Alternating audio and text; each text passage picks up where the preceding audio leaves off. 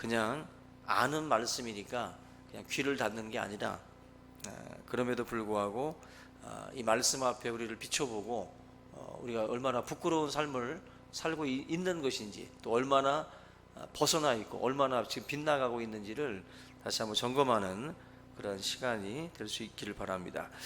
결국 그 교회를 다닐 때 예수님의 가르침을 철저하게 마음에 담고 순종하지 않으면 우리가 교인이라고는 할 수 있는데 성도라고는 할 수 없어요. 하나의 그 멤버십, 그냥 교회를 다니는 그냥 멤버, 그렇게는 우리가 볼 수 있지만 거룩한 길을 따라가는 성도라고 하는 그 호칭은 그 사람에게 어울리지 않는 거죠.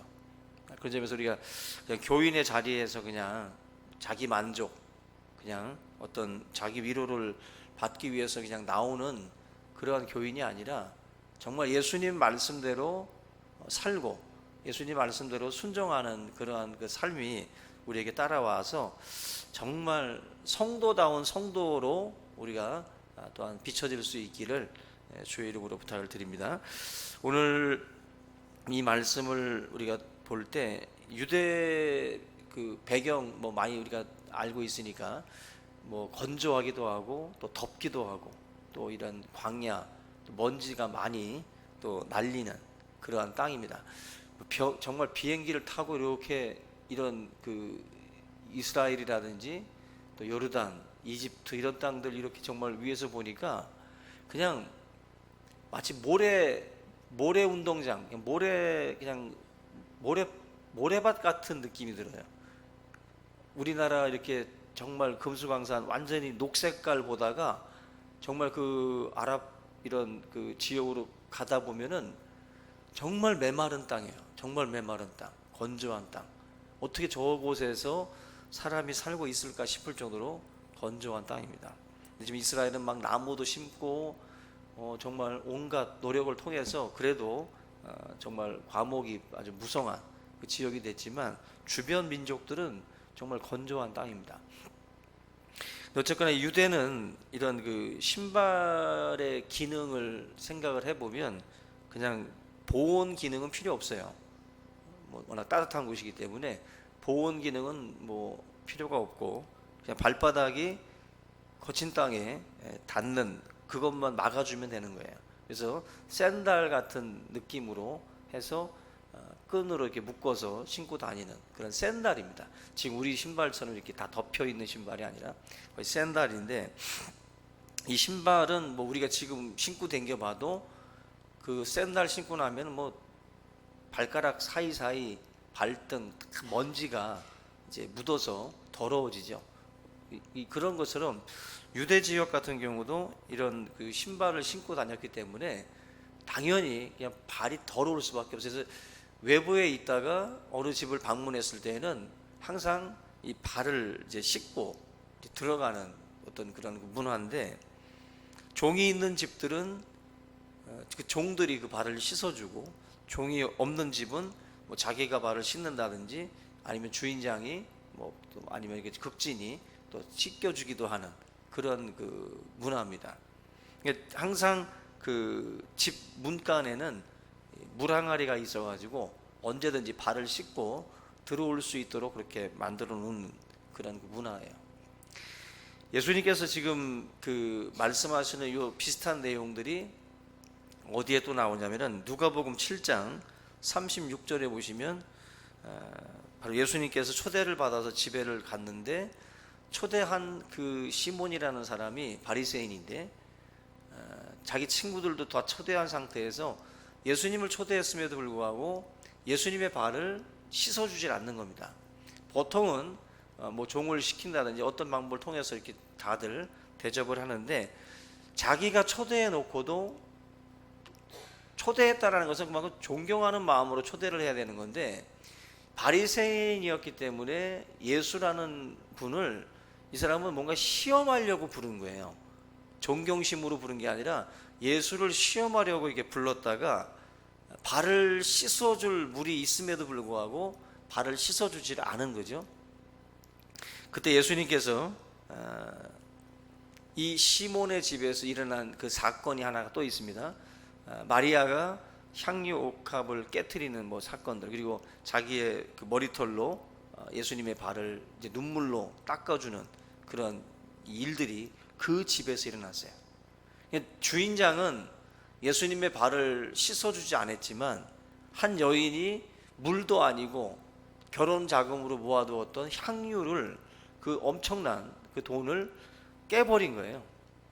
그 향유를 깨서 예수님 발에다 부어서 다 씻겨준 겁니다. 그때 예수님께서 이렇게 말씀을 해요. 44절, 그 누가복음 7장 44절로 46절에 보면은, 이 여자를 보느냐? 내가 내 집에 들어올 때 너는 내게 발 씻을 물도 주지 아니하였으되 이 여자는 눈물로 내 발을 적시고 그 머리털로 닦았으며 너는 내게 입 맞추지 아니하였으되 그는 내가 들어올 때부터 내 발에 입 맞추기를 그치지 아니하였으며 너는 내 머리에 감람주도 붓지 아니하였으되 그는 향유를 내 발에 부었느니라. 보세요. 머리와 발, 머리에 붓는 것과 발에 붓는 것이 천지 차이예요. 근데 이 여인은 그 더러운 발에다가 향유를 부을 정도였는데 너는 내 머리에조차도 감람주도 붓지 않았다. 한마디로 이 두 사람의 어떤 그 예수님에 대한 그 섬김의 모습, 반응을 주님께서 이제 비교를 해주는 거예요. 지금 이 시몬이라는 사람은 마리아랑 비교해 볼 때 뭐 신분이나 또 그가 가지고 있는 뭐 재물의 정도나 이걸 비교해 보면 전혀 이 마리아라고 하는 여인은 게임이 안 돼요, 정말. 그런데 이 여인은 그럼에도 불구하고 너가 나한테 한 것과 한번 이렇게 비교를 해보라는 거죠. 너는 나한테 발 씻을 물도 주지 아니했다. 근데 이 여인은 눈물로 내 발을 적시고 머리털로 내 발을 닦았다는, 이거 너무 차이 나는 거죠. 너무 차이 나는 거예요. 그러니까 우리가 예수님을 섬긴다, 우리가 교회를 섬긴다, 성도를 섬긴다, 뭔가를 한다 할 때도 이렇게 천양직차로 서로들 차이가 납니다. 우리들의 형편과 또 우리들의 사정과 모든 것들을 아시는 주님께서 볼 때에 이러한 것들을 이제 주님께서 보시는 거예요. 어떻게 이렇게 너는 나에게 머리에다가 감람유조차도 붓지 않는데 이 여인은 어떻게 발에다가 그냥 물 한 번 뿌리면 될 그런 더러운 발에다가도 이렇게 귀한 것을 붓고 있는데 너는 지금 거기다가 뭐 하고 있냐는 거죠. 지금 이 내용 자체가 이제 이 발을 씻는, 그 지금 제자들의 발을 씻는 최후의 만찬에 있었던 사건하고 이제 유사한 그런 내용들을 좀 담고 있는데, 지금 이 요한복음 13장하고 누가복음 7장하고는 조금 다른 상황이에요. 누가복음 같은 경우는 지금 예수님을 음해하는 바리새인들이 지금 이 집에 모여 있어요. 그리고 시몬도 바리새인이고, 한마디로 이제 예수님을 사랑하는 사람들의 모임이 아니에요. 예수님을 사랑하는 사람들의 모임이 아니라 예수님을 음해하고 예수님을 책잡으려는 사람들이에요, 여기 지금. 근데 지금 요한복음 13장 같은 경우는 그 자체가 다릅니다. 요한복음 13장 같은 경우는 제자들하고 같이 있는 거예요. 제자들하고 같이 예루살렘에서 6월절을 지내시기로 하시고 6월절 만찬을 지금 마가다락방에서 지금 하고 있는 겁니다. 결국 예수님을 사랑하는 사람들이 모인 거예요. 사랑하는 모임이 바로 지금 이루어지고 있는 건데, 근데 놀라운 게 왜 그들이 예수님의 발을 씻겨드리지 않았을까? 참 이게 희한한 겁니다. 그죠? 놀랍게도 예수님 사랑한다는 사람들끼리 모였는데 예수님의 발을 씻겨드리지 않고 있어요.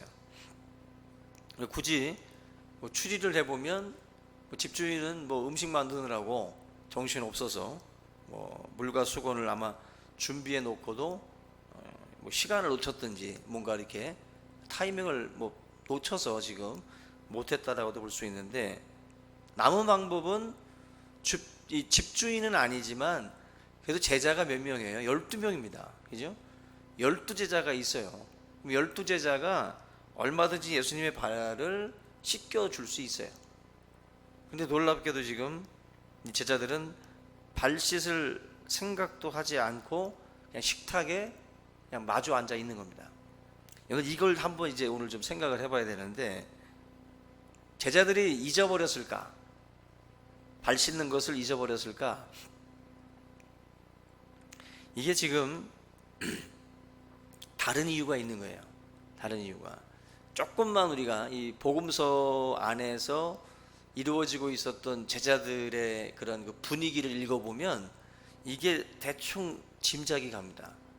뭐냐면은 그 마태복음 20장 20절 이하, 그리고 누가복음 22장 24절 이하에 나오는 말씀을 보면은 그들의 관심이 어디에 있었냐면은 누가 더 크냐, 누가 더 높으냐, 그게 그들의 관심이었어요.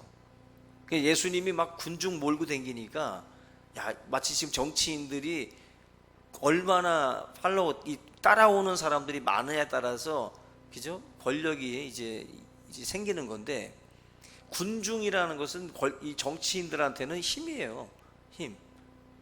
따라오는 사람이 있어야 문 정치를 하지, 아무도 따라오지 않는데 무슨 정치를 하겠어요.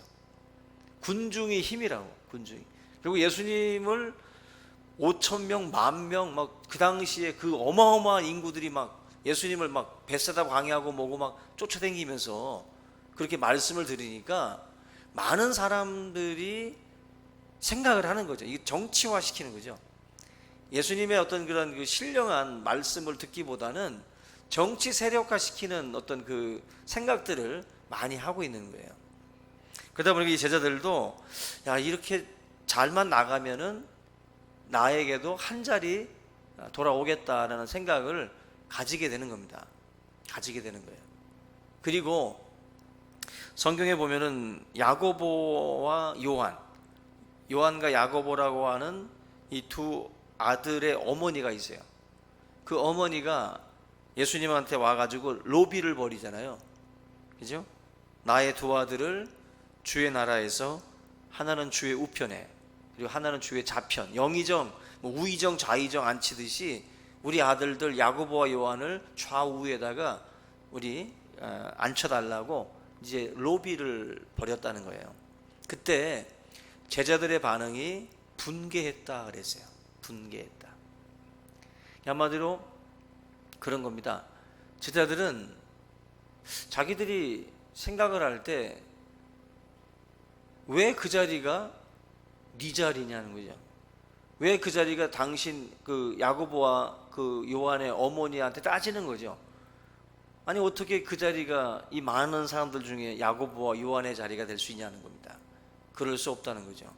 그런 어떤 자리 싸움이 사실 이렇게 좀 팽팽했던 상황이에요. 그래서 야고보와 요한을 예수님이 가운데 있고 야고보와 요한을 좌우로 앉힌다 그러면은 당시의 수제자가 누구였냐면 베드로거든요. 베드로를 내치라는 거예요. 베드로를 내치라는 겁니다. 근데 베드로를 내치라는 말이 이게 지금 그 다른 제자들의 입장에서는 아니 어떻게 베드로를 내칩니까가 아니라 베드로를 내치는 거에 관심 있는 게 아니라 왜 그 자리가 네 자리냐는 거죠. 다 야고보와 요한의 자리도 아니라는 거예요. 이거는 어쨌거나 누군가가 차지하겠지만 지금 그게 너희들 것은 아니다.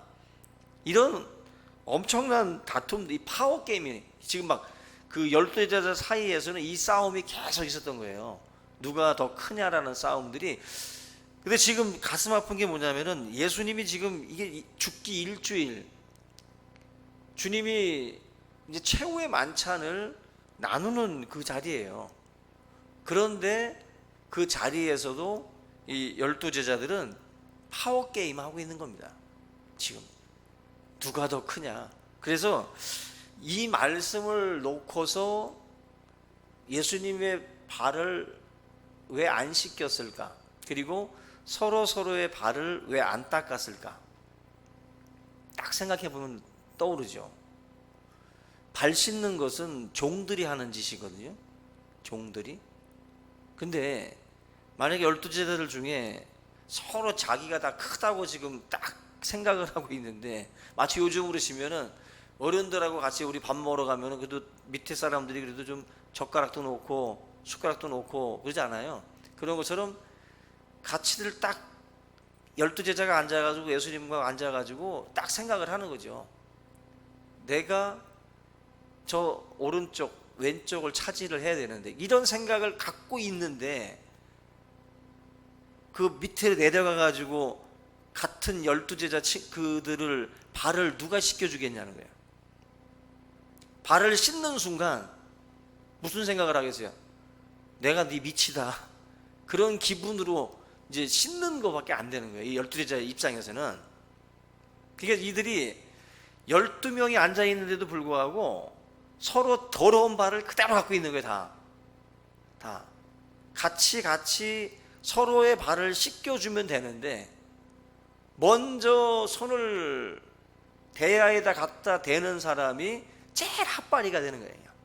핫바리가. 그 기분을 느끼고 싶지 않은 거죠. 그 기분을 느끼고 싶지 않아서 지금 이 12제자들 같은 경우는 먼저 자기가 더 높은 존재라고 하는 것을 뭔가 이게 좀 말하고자 꼼짝들을 하지 않고 있는 거죠. 꼼짝들을. 오늘 지금 예수님이 지금 순환 예고하고 지금 자신의 죽음에 대한 그 이야기들을 막 나누고 참 가슴 아픈 상황이에요, 지금 이게. 그런데도 예수님의 발을 씻어줄 생각도 안 하고 정치적인 입지만 자꾸 생각을 하고 있는 거예요, 이들이 지금 십자가를 앞에 둔 상황임에도 불구하고 이런 짓들을 하고 있었던 것이 바로 12제자의 현주소예요. 이 소중한 시간에 서로 시기하고 서로 질투하고 서로 견제하는 모습이 이 속에 있습니다. 사실 이런 모습들이요 참 많아요. 노회 안에 목사들 사이에서도 있고요, 교회 안에서도 있고요, 여러분들의 어떤 작은 모임에서도 있을 수가 있어요. 3절을 보시면 저녁 먹는 중 예수는 아버지께서 모든 것을 자기 손에 맡기신 것과 또 자기가 하나님께로부터 오셨다가 하나님께로 돌아가실 것을 아시고, 모든 것을 이제 완성해야 될 시간이라는 거예요. 마무리할 시간. 근데 이 시간에 지금 이렇게 가슴 아픈 일들이 벌어지고 있다는 것입니다. 1절에 여러분들 1절 그 끝에 보시면 세상에 있는 자기 사람들을 사랑하시되 끝까지 사랑하시니라 그렇게 써 있잖아요. 그죠? 끝까지 사랑했다라는 말이 뭐 사랑스러웠으면 뭐 끝까지 사랑한다는 말이 뭐 이렇게 어렵지 않잖아요. 근데 왜 1절에다가 자기 사람들을 사랑하실 때 끝까지 사랑했다고 말씀했을까? 지금 우리가 지금 보고 있는 이 제자들의 모습을 보게 되면 정말 끝까지 사랑하기 힘든 인간들이에요. 3년을 동고동락하고 예수님하고 같이 이렇게 있었지만 제자들은 여전히 세속적입니다. 정치적이에요. 아직도 그게 그 껍질을 못 벗었어요. 예수님이 그 볼 때 얼마나 답답하겠어요, 지금. 그죠? 교육시키는 입장에서 여러분들 교육을 시킬 때 뭐 그게 들어가는 것 같은 느낌이 들어야 가르치는 사람들도 신이 나는 거지. 이건 뭐 마이동풍이라 들어도 그냥 한쪽 귀로 한쪽이 나가버리면 가르치는 사람 입장에서는 맥 빠지는 거예요. 예수님도 3년을 한솥밥 먹으면서 동고동락했잖아요. 그러면 제자들이 좀 바뀌는 모습이 좀 보여야 되는데 마지막 한 주간까지 서로 시기하고 질투하고 경계하고 견제하는 모습을 지금 보이잖아요. 이거 보면 내가 진짜 헛물켰구나. 진짜 내가 지금까지 뭐 했지? 이런 인간들을 붙들고 내가 웬 이런 세월을 허송했나 싶어가지고 빨리 싹 정리하고 한밤중에 그냥 보따리 싸들고 도망을 가버리고 말지, 이것들을 붙들고 3년을 한다라는 것 자체가 이게 말이 안 되는 거예요. 그런데 놀라운 게 요한이 지금 1절에다가 딱 쓰고 있어요. 자기 사람들을 사랑하시되 끝까지 사랑했다.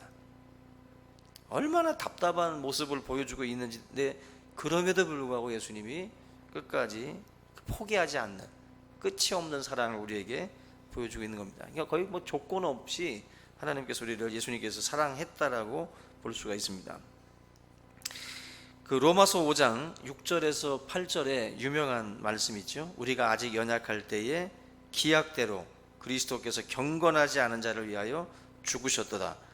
의인을 위하여 죽는 자가 쉽지 않고 선인을 위하여 용감히 죽는 자가 혹 있거니와, 우리가 아직 죄인 되었을 때에 그리스도께서 우리를 위하여 죽으심으로 하나님께서 우리에 대한 자기의 사랑을 확증하셨느니라.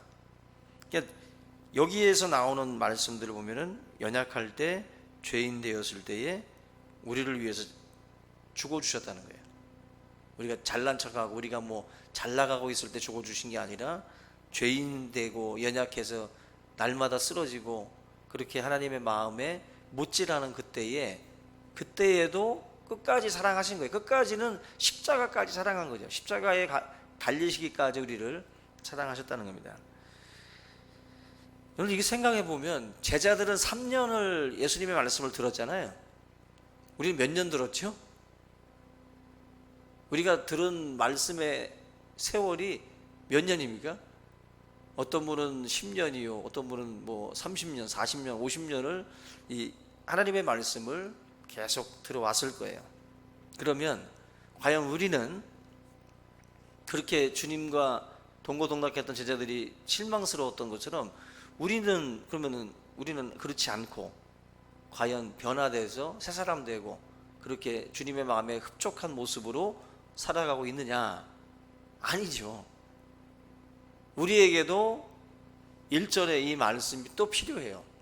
우리를 예수님께서 놓지 말고 끝까지 사랑해 주셔야 돼요. 그죠? 끝까지 우리를 긍휼히 여겨 주셔야지, 야, 하여튼 2019년까지만 지켜본다. 아니에요. 우리를 예수님께서 2019년까지만 한번 지켜보고, 하여튼 12월 30일 디데이로 잡고 그날까지도 옛 구습 끊어버리지 못하고 그렇게 과거에 묶여서 살아가고 있으면, 그때 난 너 정리한다.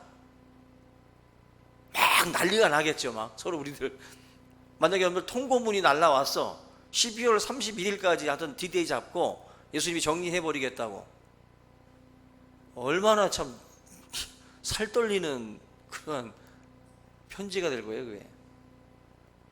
근데 지금 이 본문 보시면 예수님께서 끝까지 사랑해 주셨어요. 끝까지. 이게 지금 얼마나 고마운 말씀인지를 우리가 알아야 돼요. 기한 정해 놓으시고 하여튼 이 시간까지 내가 기회를 준다라고만 만약에 말씀하셨으면 우리는 끔찍한 겁니다. 그거 정말 끔찍한 거예요. 결국 예수님께서 지금 이 예수님의 제자들한테 마지막 순간까지 뭔가 가르침을 주고 이제 떠나시는데, 말씀은 3년 동안 아주 그냥 주구장창 계속 전해 주셨잖아요. 근데 이제 마지막 떠나시기 직전에 주님이 이제 이 행동으로 이제 보여주시는 장면이 바로 이 세족식이에요. 발 씻기는 이 장면이 마지막으로 주님이 이제 제자들한테 보여주시는 행동입니다. 행동. 그래서 그 4절과 5절 보시면, 저녁 잡수시던 자리에서 일어나서 겉옷을 벗고, 예수님이 겉옷을 탁 벗으신 거예요. 겉옷을 벗고 그 다음에 수건을 가져다가 허리에다 이렇게 둘렀대요. 허리에다 두르시고 대야에다가 물을 떠서, 직접 뜨신 것 같아. 대야에다가 물 떠서 제자들의 발을 씻으시고, 그리고 이 수건으로 닦아주기까지. 씻은 다음에 가서 닦고가 아니라 일일이 씻겨주시고 또 수건으로도 닦아주셨다. 이 장면을 우리가 조금만 이렇게 상상해 보면 참 그림이 너무나도 참 아름답죠. 예수님께서 지금 이렇게 세족식을 해주고 있는데, 이게 지금 이제 예수님이 완벽한 그 섬김의 모습을 보여주고 있는 장면이에요. 완벽한 섬김의 모습을. 근데 어느 제자를 제일 먼저 씻겼는지는 모르지만 베드로를 먼저 씻기진 않았어요. 다른 제자들을 씻기는 모습을 보고 나서 베드로가 씻으려고 할 때 베드로는 거절하잖아요. 안 씻겠다고. 근데 다른 제자들 같은 경우는 지금 아무렇지도 않게 발을 내밀고 예수님이 이 발을 다 씻어 주셨습니다. 근데 예수님이 하신 말씀이 있습니다. 여기 보면은 14절에 내가 주와 또는 선생이 되어 너희 발을 씻었으니, 그죠? 이 말은 주인이죠. 주인이고, 그리고 또 주가 되시고 또 선생이 된 스승이에요. 위에 있는 존재입니다. 이게 한마디로 있을 수 없는 일을 하는 거예요. 주와 선생이면 발을 누구를 씻어주는 위치가 아니라 누군가가 그분들을 씻어줘야 될 위치라는 거죠. 그런데 내가 주와 선생임에도 불구하고 너희들의 발을 씻었다. 한마디로 굉장히 높은 위치에 있으면서도 나는 내려와서 이렇게 너희들한테 했다라는 거예요. 그러면서 너희도 서로 발을 씻어주는 것이 옳다. 사실 예수님하고 제자들의 이 관계는 수직적인 관계예요. 어떻게 보면 종속적이에요. 위와 아래가 분명해요. 스승과 제자니까. 근데 이 사람들은 서로 아직은 영의정, 좌의정, 우의정도 아니고 같은 동급이에요. 12제자는. 그런데도 너희들은 서로 씻어줄 생각을 안 하고 있었다는 거죠. 서로 같은 위치에 있음에도 불구하고 내가 누군가의 발을 씻기면 내가 마치 낮아진 것처럼 느껴지기 때문에 그 기분 아주 찝찝하다는 거죠.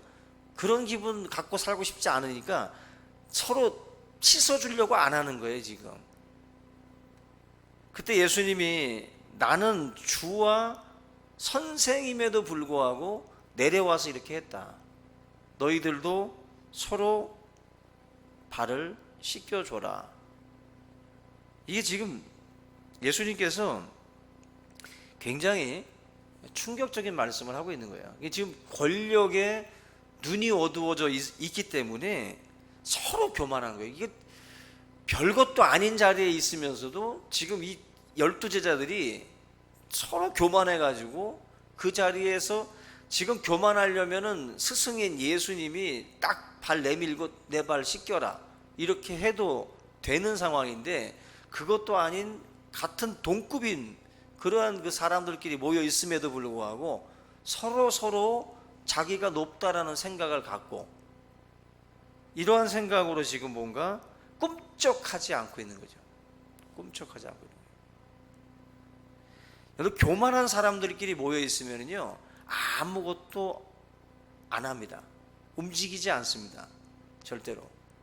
더러워도 그냥 냅둬요. 더러워도 그걸 치울 사람이 없어요. 내가 왜 치워?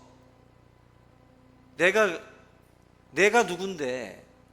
너는 손이 없어 발이 없어. 한마디로 서로 종로로 타고 싶지 않은 거예요. 서로 섬기고 싶지 않은 거예요. 12제자가 발이 새카맘에도 불구하고 서로 꿈쩍하지 않고 있는 것은 교만하기 때문이에요.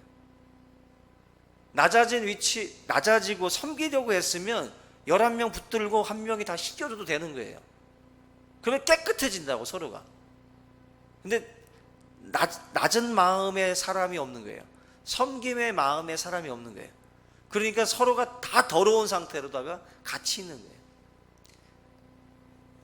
우리 교회 여러분들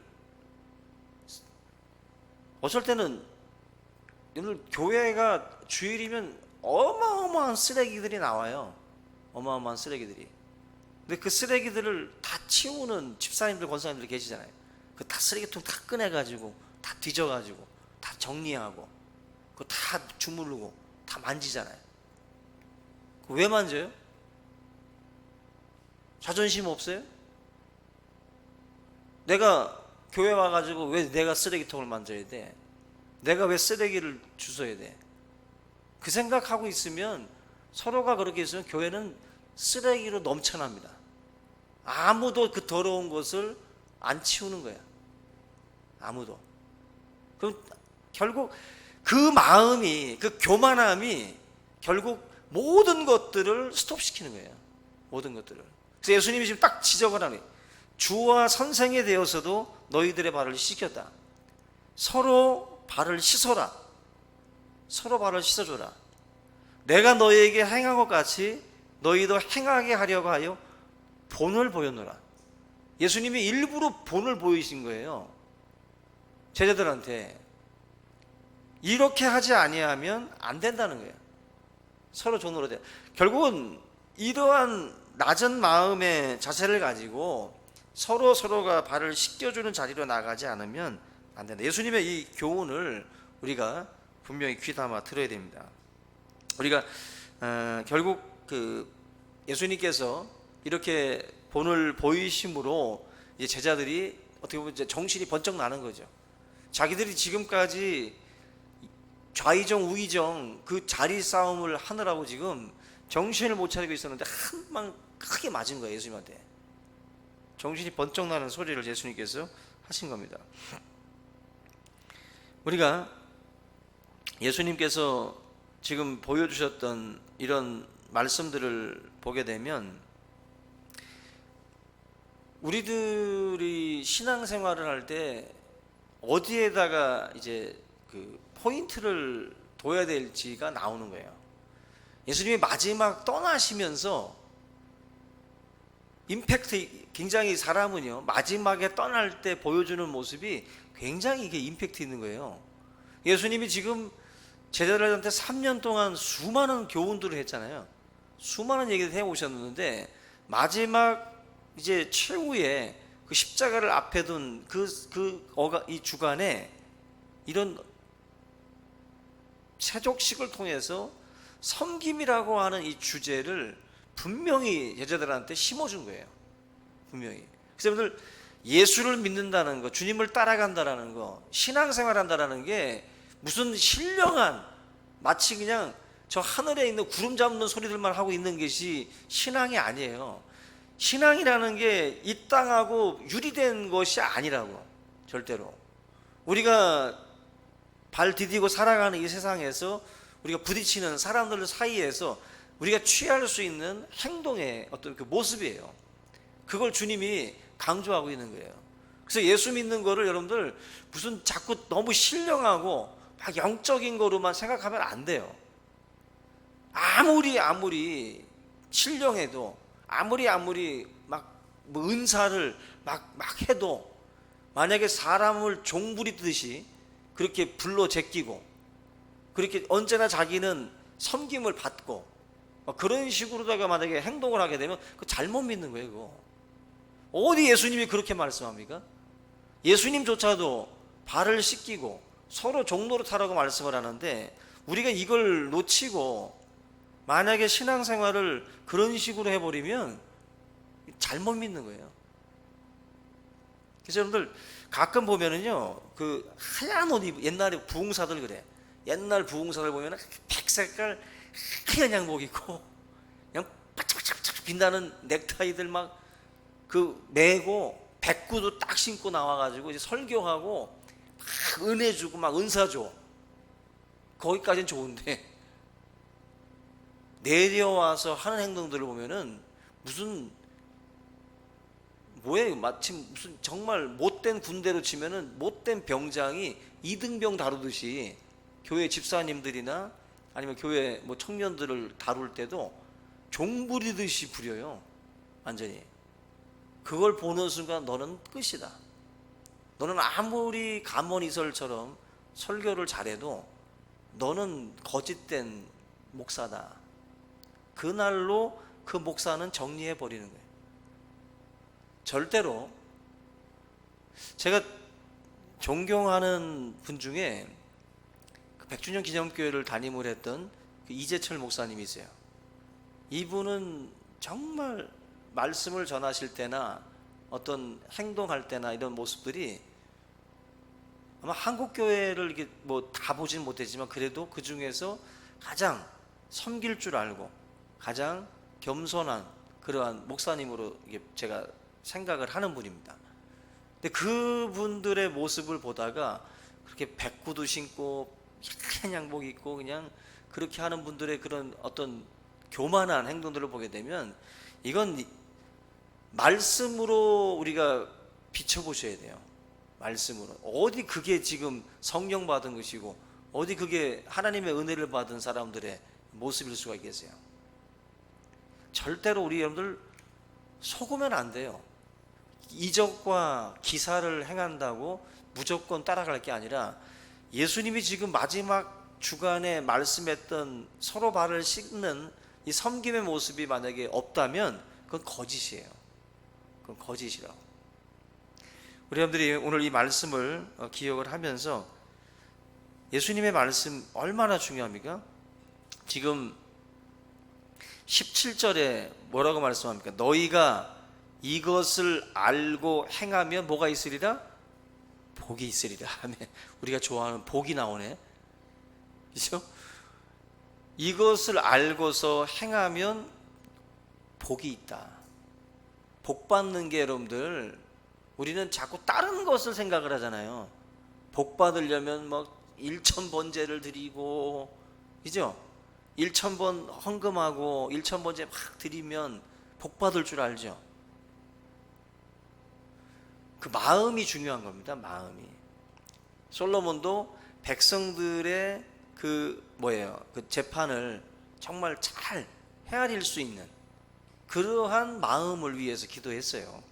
그럴 때 하나님이 이 솔로몬을 축복하신 거지 1000번 그냥 숫자 세듯이 그렇게 한다고 그게 되는 게 아니에요.